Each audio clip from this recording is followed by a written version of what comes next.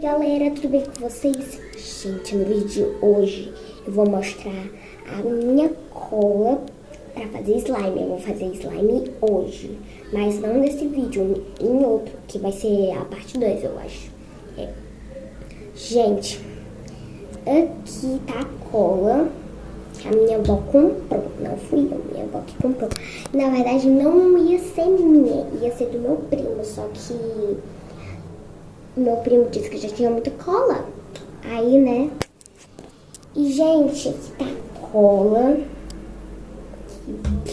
Gente, eu não sei se é muito ou pouco pra vocês. Se vocês têm... Ó, mas se vocês derem muito like, eu trago um tubo de cola. Se eu puder, né? Só que você tem que dar muito like, inscrever no canal, que é o mais importante. E, gente, tá aqui a cola. Eu tô muito ansiosa pra fazer slime, mas eu não vou fazer aqui, porque os ingredientes tá lá na casa na minha casa, então não vai dar.